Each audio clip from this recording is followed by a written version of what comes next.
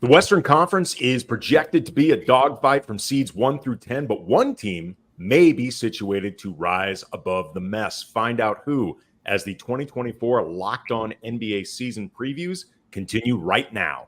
This is Locked On Podcast Network's 2024 NBA season preview. Your team every day.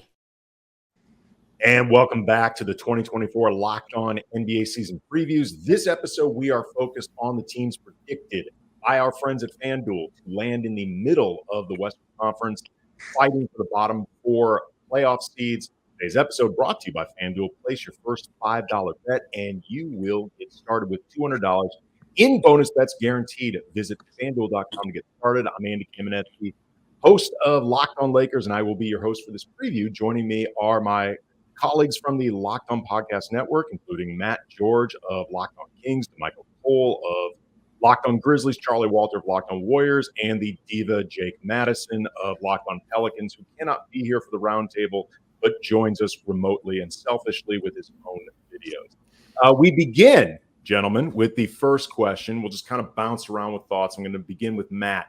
Which of these teams has the best chance to break into the top four of the West?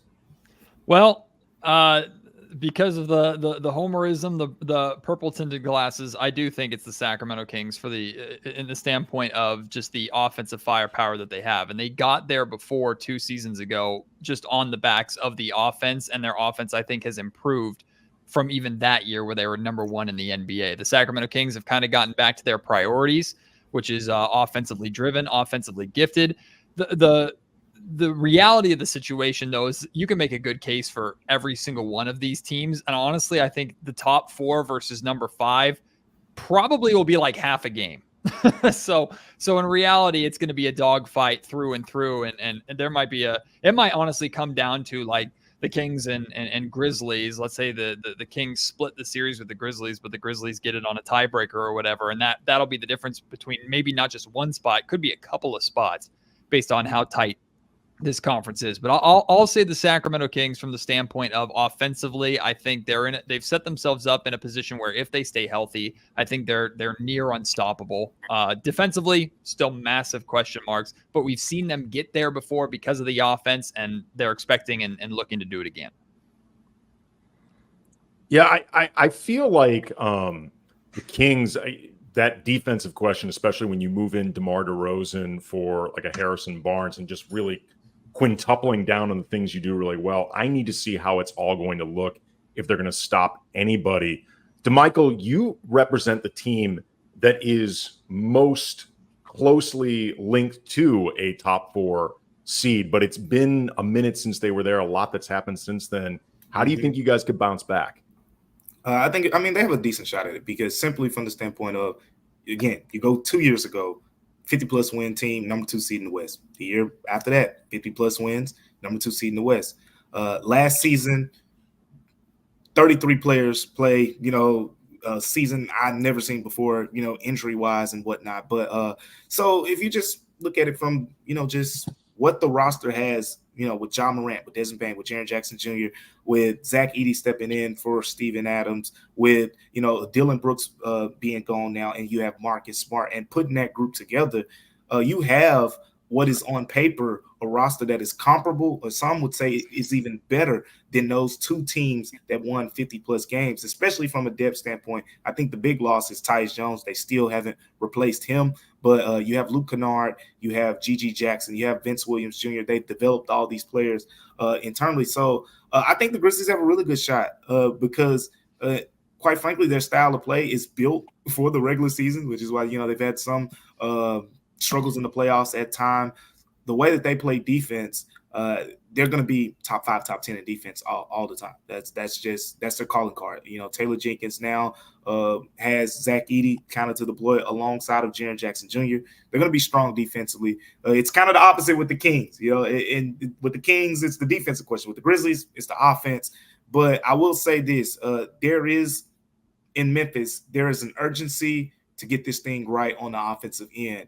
And at some point, it's going to strike for them. They have a lot of talent, but what they're trying to do now is continue to emphasize pace, a lot more movement and cutting within the offense. I was talking to one of the players the other day, Santi Aldama, basically was saying, in the past, we were just sitting in the corners, a little bit more stagnant. Now we're moving more off the ball. It's more cutting off the ball, which is going to take eyes off of Ja Morant, which is going to help the Grizzlies offense flow a little bit better. They don't have to be a top 5 offense by any means necessary. If the Grizzlies are in the top third of the league, I say top 13, top 14 offense with what's going to be a top 10 defense, then I think you make a strong case for them being that top 4 team in the West.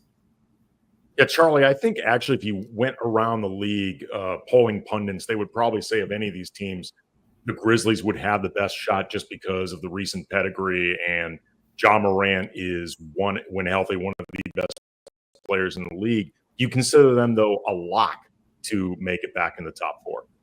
A lock by no means. I don't think any of these teams are a lock, but there are some X factors there with one, Gigi Jackson. I know he's out for a while, metatarsal. I had the 5th metatarsal injury, was able to actually hobble down the aisle to my wedding, essentially. And that was a month. Quite a gamer, Charlie. Yeah, and then by 2 months in, I was able to play basketball again, not at the level that Gigi Jackson would be looking to, but you got to look at that as a piece that at some point this year can come back, help you. Bane Jackson, Ja Morant, enough said there. And then Zach Edey is kind of my X factor if he is ready to play at this level consistently, because he kind of gives Ja that out.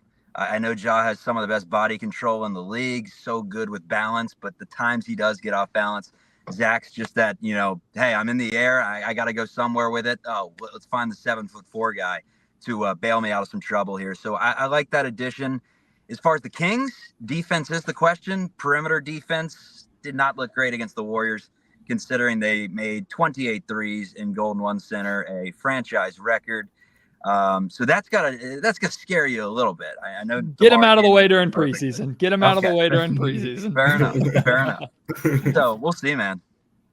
Yeah, it's funny. I actually feel like, and Matt, DeMichael, you guys can weigh in as well. But other than maybe OKC, I'm not sure you can make an argument for a lock, like a stone cold lock, for any team in the West, just because it's going to be so incredibly stacked. Minnesota, we don't know what it looks like now after the Cat trade. With Denver, they've become extremely top heavy, and Jamal Murray's been looking hobbled. Dallas, it was a very small sample size, and they're going to lose some defense, bringing in some offense with Clay, but it's a different look. Like, how fluid do you just think things are going to be in general, regardless of who the top 4 seeds actually are? It's super wide open. I mean, here's how I've broken it down, Andy, the way that I'm looking at this season in the West, because you legitimately, like, you could give me 8 to 9 different teams and I could make an argument, that team could be top 4. But what it's going to come down to, in my opinion, I've kind of bottled it down to 2 factors. It's going to be injuries and it's going to be continuity. I think those are going to be separators. And we kind of saw that a little bit last season as well. I pointed to the Timberwolves and the Mavs from the continuity standpoint, because if you go the year before, there was talks about already splitting up Rudy Gobert and Karl Anthony Towns, because the first year was like, this ain't going to work. And then, the next year come back and they go to the Western Conference Finals, have a really good season. And then same thing with Kyrie and Luka. The first year they were together after the trade deadline, people were like, I don't know about this duo. And then boom, they go to the finals the next year. So you build up on that continuity. That's why the Grizzlies, with the Ja Morant, Desmond Bane, Jaren Jackson Jr., with that core, and continuity is going to be on the Lakers side, a little bit there. The Warriors, they got a bunch of new pieces. The Kings are going to, figure in DeMar DeRozan. So it's going to be interesting to see, how that works out. But that's one. And then injuries. Like, at the end of the day, Oklahoma City, what they had going for them mostly last season was they were the healthiest team. And the Grizzlies, what they didn't have going for them is they were the unhealthiest team. Well, the golden boy, Jake Madison, has demanded that he weigh in on this. So here's what he has to say. Jake Madison here from the Locked On Pelicans podcast. I think when you look at all of these teams, Memphis likely has the best case for jumping into the top 4 in the Western Conference, but I don't think it's a lock by any stretch. Ja Morant missed a lot of time, and while it seemingly has his head right when it comes to everything, that is still a little bit TBD, and that's a lot of time to miss. There's going to be some rust and some chemistry that needs to be rebuilt. They've also dealt with a lot of injuries, and that's a big concern for me going forward. And their big offseason acquisition, in my opinion, was very big, drafting Zach Edey. They definitely needed a center. I do think Edey is going to succeed at the NBA level, but is he more of an elite backup? Is he a starter? They're going to be putting a lot of pressure and a big usage rate on him. Does he fit their style? He's slower. He plays with his back to the basket. Is that conducive to the modern NBA? And I'm not so sure. So while, yes, the Grizzlies were there a couple of seasons ago, Ja Morant is back and hopefully healthy this year, there's still big questions around that team that make me wonder just exactly what their ceiling is going to be. You ask me this in another year, it might be a different story, but there's still a little bit improve it mode to me going into this season. Yeah, and the last thing I would add is just that if there's any team in the league that has a player who may feel like he owes it more to his team to kick ass and make up for some lost time, much of which he caused, it would be Ja Morant. So that might be something that works in the Grizzlies' favor. Coming up next, has the title window closed for the Lakers and the Warriors? It's the 2024 Locked On NBA season preview next. The Locked On NBA season preview is brought to you by FanDuel. NFL fans, you can enjoy the season with a big return on FanDuel, America's #1 sportsbook. So let's just say you're watching a game and you feel like you've got a hunch for how everything is going to go. You can predict every touchdown pass, every turnover, every sack. Just it's like you are calling the plays before it happened. You can confirm those hunches with the latest stats, live play-by-play, and so much more on the same page where you would place your bets. And you can get started with $200 in bonus bets guaranteed when you place your first $5 bet. Plus, we are getting closer to the 2024-25 NBA season. Our friends at FanDuel have options for you. As of this recording, the Thunder are 3-1 favorites to win the West, followed by the Wolves, Mavs, and Nuggets, all tied at 5-1. And then with the teams repped here, Grizzlies are 16-1, Lakers 19-1, the Warriors 21-1, and the Pelicans and Kings tied at 22-1. That's FanDuel.com. The 2024 Locked On NBA season previews continue. As a reminder, you can get daily coverage of all your favorite NBA teams by subscribing to the Locked On podcast. And we also have the NBA covered nationally with Locked On NBA, NBA Big Board, and Locked On Fantasy Basketball. We move on to the next question. Is the Lakers title window closed? What about the Warriors? I will begin as the Lakers voice.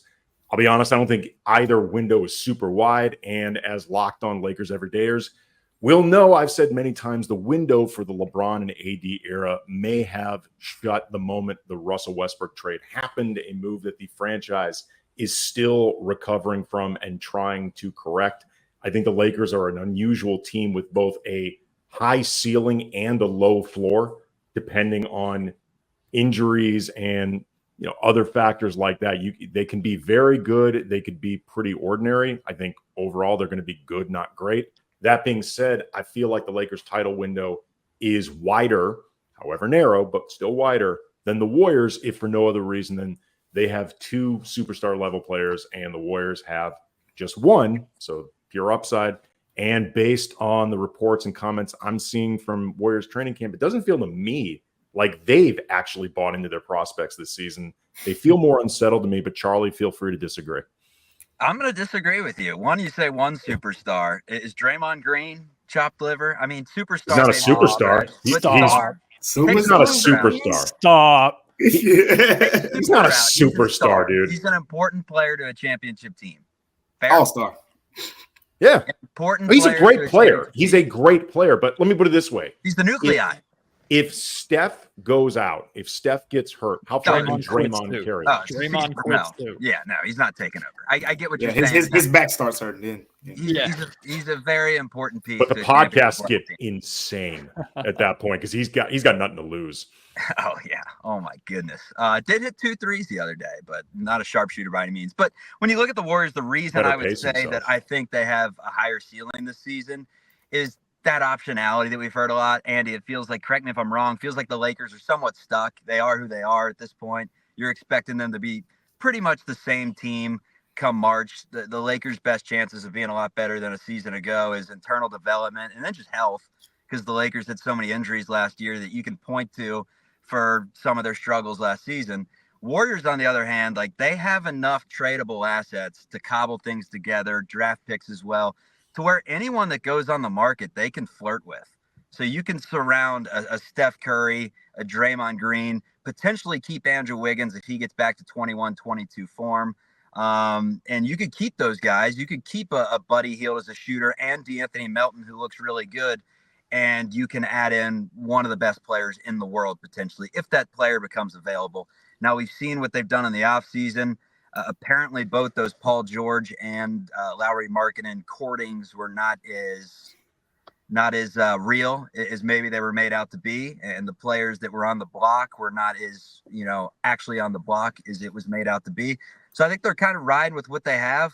We'll see. I don't believe that this team is championship caliber with what they have on October 10th. But, a lot can change, and they've talked about it. They're willing to, ship some of their assets and some of their future to win right now in this 3-year window. Matt, you're unbiased in the sense that you likely hate both of these teams. So how do you feel about their title window prospects? And shut, barely open, wide open?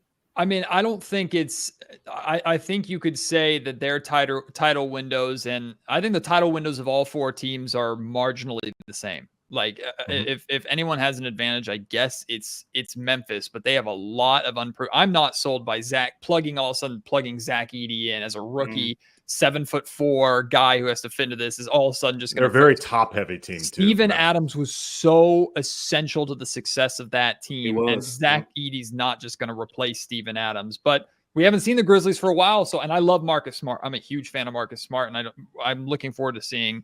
Not against my team, but I'm looking forward to seeing how different he can be and what he can provide for the Memphis Grizzlies. That being said, like, I'm not going to sit here and say the Sacramento Kings have a bigger title window than any team in here, because the Kings still have to prove it. I think what the Lakers have over any other team is the Lakers have names, and the Warriors, if the Warriors are going to win another title, it would make Steph Curry immortal. Like, it would put Steph Curry into just God status if he was able to carry this roster. Jonathan Kuminga looked really good in Sacramento, I thought. And I think the Warriors are banking heavily on Kuminga to take a significant jump this year, which could happen. But if you're putting all your eggs in that basket, you're setting yourself up for failure. I think Draymond Green is close to washed. He does what he does really, really well, but Draymond Green is more likely going to get himself in trouble and get himself suspended. And if Steph Curry goes down by any means, I think the Warriors are one of the worst teams in the Western Conference, period. And that's just because of how essential Steph is to that team. But injuries could destroy any one of these four. The Kings lose Domantas Sabonis. Even with Fox and DeRozan here, the Kings lose Sabonis, they lose their identity, they lose their foundation. So you can make that argument for everybody. I'm not hating on anybody's title chances. I think all four of these teams have to prove something.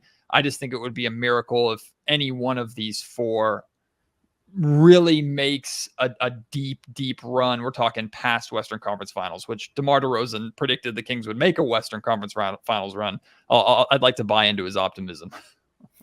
DeMichael, of all the hosts here, you are most recently familiar with the concept of seasons from hell. 2 in a row, actually. Like, you really are the best person to speak on this next question. Which team in this group, and remember, the Pelicans are here, even if Jake Madison's too good to join us.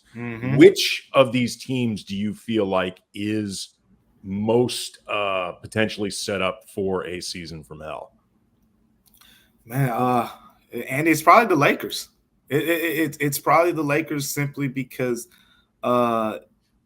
LeBron is so good, but LeBron is 39. And, we know he takes very good care of his body. But, I like to break these teams down from the standpoint, like, okay, what would this team look like without this player, without that player, without that player? I think Golden State is probably a close second for me, because right now it's constructed. It's going to be Steph Curry kind of, doing a lot of heavy lifting.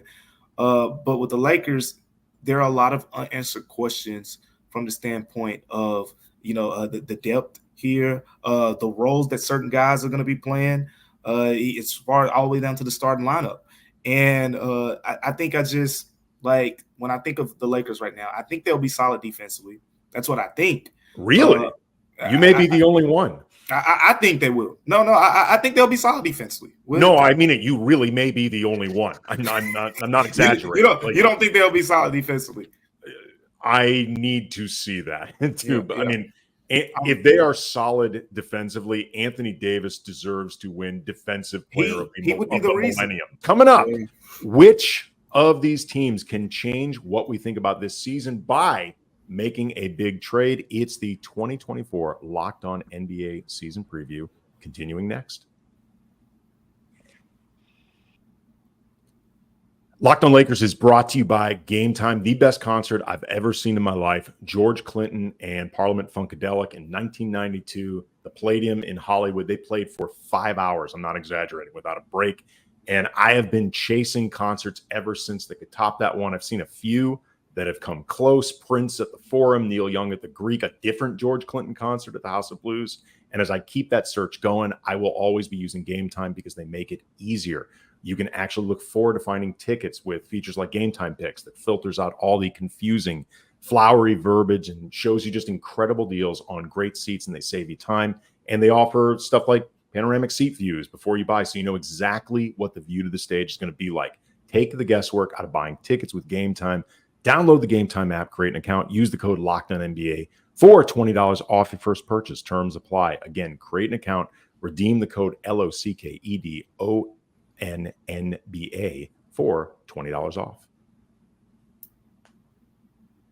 The Locked On NBA season preview continues. A reminder, you can get daily coverage of your favorite NBA team by subscribing to their Locked On podcast. We also have the NBA covered nationally with Locked On NBA, NBA Big Board, and Locked On Fantasy Basketball. So, gentlemen, which of these teams still need to make a trade for this season to get better? Matt, we begin with you. I mean, a big theme of this season for the Sacramento Kings for me is what the Kings, there's a major question the Kings need to have answered either by the trade deadline or by next offseason. And that's, do you feel comfortable going all in with this group? Because you don't have time to waste, right? Do you feel comfortable? You have a payday for Keegan Murray coming up. De'Aaron Fox is potentially going to be eligible for a Supermax. Domantas Sabonis just started his $40+ million contract. DeMar DeRozan's only getting older, right? Do you feel comfortable going all in or do you not? And if the answer is yes to that question, then the Kings will try and make a big move at the deadline or at the latest next offseason to try and really put themselves in a championship conversation. Not saying they become a favorite by any means, depending upon how this season goes. So trades will always be a topic of conversation in Sacramento. The Kings will be paying very close attention to which disgruntled star becomes available. And if it makes sense, they have assets, they have control over a bunch of their draft picks. They have pieces like Kevin Huerter that they're not afraid to move on from if they need to. They have young players that they can add in to sweeten the deal. And it hurts my heart to even say it because I'm a Keegan Murray guy through and through, and this organization loves Keegan Murray, but Keegan is the guy that every single team is asking for in a trade. And if the star makes enough sense and the Kings really feel like they can capitalize for a champion, try and make a championship push, I could see Keegan the Kings would have to get a cannot refuse offer or just feel so confident in a move that they would move on from Keegan Murray. But if that's the trigger that they need to pull to build a legitimate title contender big four at the trade deadline, I think they would strongly consider it if the cards stack up the right way. The situation, by the way, you're laying out there, Matt, the same could be said for the Lakers and Austin Reeves, who they've been extremely reluctant. They've been treating him as essentially untouchable adjacent in some reported offers. For example, if they had been more willing, DeJounte Murray might have ended up a Laker as opposed to a Pelican. If Rob Pelinka had been willing to include Austin Reeves in a deal for DeJounte. Speaking of the Pelicans, the guy who's too good for the rest of us, Jake Madison, wanted to weigh in on this as well. Jake Madison here from the Locked On Pelicans podcast. I think there's two teams that still need to make a trade if they want to move up in the standings. You could argue that the Pelicans are one of them. They have a glaring hole at center. Reports just came out that Herb Jones is going to be starting at the 5 for New Orleans. Is that the right move? I'm not sure. They've tried to trade Brandon Ingram to balance their roster out a little bit more, but you don't need to hear me talk about the Pelicans. I think The bigger team that really needs to make a move is the Golden State Warriors. This is a team that in preseason looks like Steph Curry and a bunch of role players.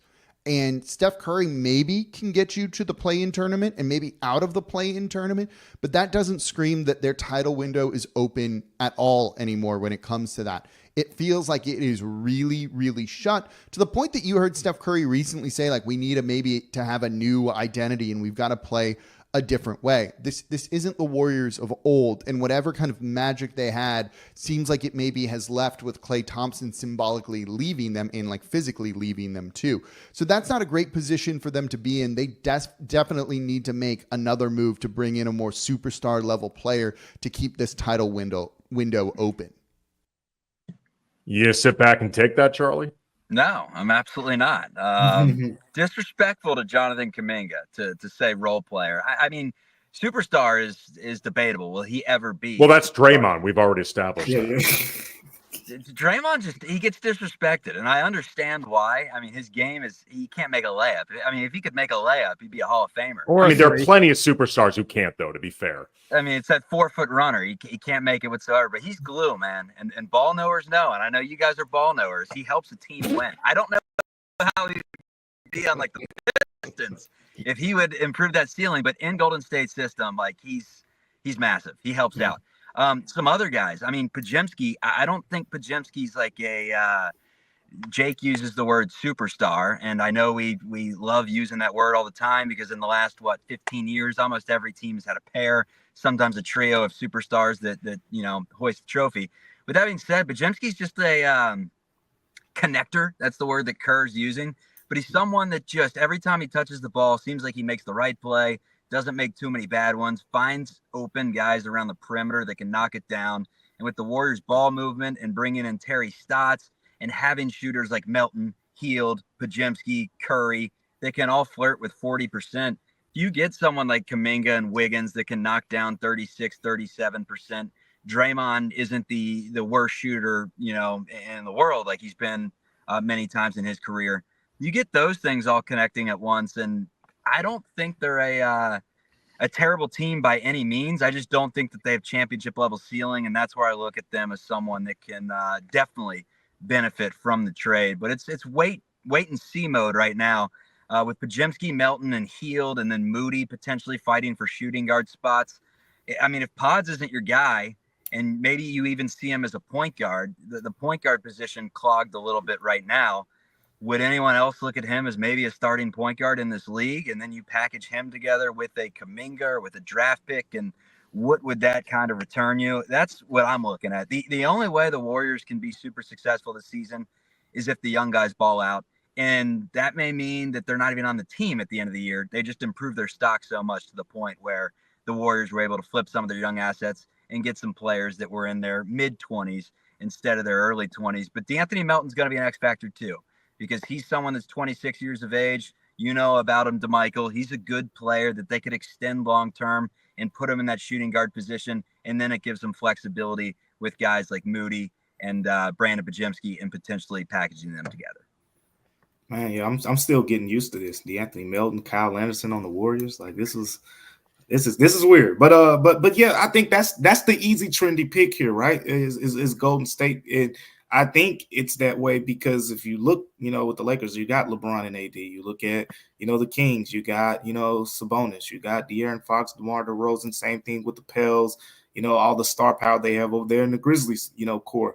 But the Warriors, it's a little bit different. Like, I mean, I don't think Jake was too far off. Like, they're like a treasure chest of role players over there. Like, it's a shopping cart, man. They got a shopping cart roster, literally, with a bunch of players in there that could be on the move at some point. So I don't know how they cobble it together. I agree with that. Yeah. But it's sometimes considered the good problem to have, right? Having a bunch of players that can be valuable in a lot of different spots. Yeah, it's a bunch of players that could be the missing piece or a critical piece to a different team or even, to their team, like D'Anthony Melton. People in Memphis really miss him. And Kyle Anderson has always been viewed as like kind of that winning type of player, nothing flashy, all that type of stuff. So I think Golden State is the easy pick here because the big thing with them to me is, teams are going to look at the roster and they're going to say, we got to stop Steph Curry, by any means necessary, or attempt to. It's easier said than done. We know how well, Golden State, likes to move Curry around and all these things, but that's going to be the goal of opponents. And who is that other guy that's going to say, okay, I can go for 30 this game. I could go for 30. I think that was a big problem for them last season. I mean, it took a while throughout the season for another player on the team to, score 25 points. So that's kind of the big question that I have. Sure, you got a bunch of guys that can, score 10 to 15 a night, but Steph Curry is the only player I'm looking at on that roster, and I'm saying, oh yeah, you can go to the bank with him scoring 20, pretty much each and every night, minus some off nights. So that's the team I'm looking at. They need to still make that big swing, whereas these other rosters, you could pretty much make a case that they just have to stay healthy and, some little schematical stuff and whatnot, and they'll be right there. But there's a big I was just going to jump in really quick, Andy, and just say this. There's a big difference between making a trade out of desperation and making a trade to improve your roster. And I think the Warriors are putting themselves in a position where they might have to make a desperate trade, which could lead to finally pulling the trigger on something and taking a big risk and it paying off tremendously, or it could lead to you hamstringing your franchise. And as soon as Steph Curry retires, now you have no assets or anything, and now you're really, really starting from ground zero. Yeah, I mean, we were talking before about the Austin Reeves and the Keegan Murray. I know that stuff's going on with pods as well. The idea of other teams wanted him, Warriors not willing to pull the trigger. We'll see how that impacts any or all of these teams. Speaking of any or all these teams, we are going to conclude this show with a note of positivity. Each of us is going to say one nice thing about one other team in this group. Charlie, you start. I'm going to say a nice thing about every team. How about that? And it's going to take 5 seconds because I'm not going to go the 45 minutes like the last guy did. But DeMichael and the Grizzlies, Ja Morant is awesome. He's a special player. Matt, I love De'Aaron Fox. He's a lot of fun. Andy, LeBron James is pretty good at basketball. And Jake, Zion Williamson's one of my favorite players in the league. So this is a player-driven sport. Those are a lot of fun players to watch. The teams? Nah. DeMichael. I like Domantas Sabonis now. Shout out to Netflix and the starting five. The guy's grown on to me. About time. He's grown on to me. And now you kind of feel bad because, I had a ballot last year. And I'm like, man, I didn't vote him as an all-star. You see how he reacted to it. I'm like, oh, my bad. I find myself, I'm watching it. I'm apologizing. But the guy's growing on to me. I'm a Domantas Sabonis fan now. Good. Matt. Then the Netflix documentary series is doing its job, because a lot of people should be changing their tune about Domas because they have no idea what they're talking about when talking about him. The nice thing that I'll say, and I've been dodging tomatoes all episode. Andy, you know this. I'm sure as hell not going to say anything nice about the Lakers. But Wouldn't the nice have it thing, any other way. Warrior fans, I've had a fun back and forth with them.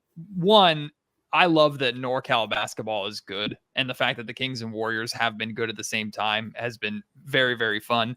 And I'll say this too, and I've gotten in trouble with Kings fans saying this before too. I adore Steph Curry. I do. Like any opportunity I get to watch Steph Curry play, I will take that opportunity and run with it. It sucks when you're on the wrong end of him putting up 50 to knock you out of the playoffs a couple of years ago. But Steph Curry is unbelievable. Watching what he did in the Olympics, incredible. So anytime I get to watch Steph Curry play, I'm terrified because he's usually killing the Kings in some capacity. But from I was here, I got to watch and cover most of this man's career. Steph Curry is on the Mount Rushmore, and pretty much he might be at the top of the GOAT list or getting very close in my mind. For me, I'm going to say about the Pelicans, I mentioned before that they have the prospect of the weird season. I always find them just a fascinatingly weird team on the court. They have a weird roster. Zion is one of the weirdest stars to try to figure out who he is in the league. Their ownership situation is weird. The market itself is weird for an NBA franchise that hasn't quite figured out how to cement itself into the culture. They even have a mascot that is both delightful and totally inappropriate for easily scared small children. That the mascot is presumably there to amuse in the first place. They're just an incredibly weird team, and I love them for that, sincerely. Thanks again to Matt George from Locked On Kings, to Michael Cole from Locked On Grizzlies, Charlie Walter from Locked On Kings and Jake Madison from Locked On Pelicans, whose ego was so big he would not join us in person. Thank you for listening to the 2024 Locked On NBA season preview with the middle of the West. If you want to hear how the rest of the NBA will play out this year, subscribe to the Locked On NBA podcast network, wherever you get your podcasts, and your team every day. As always, thank you.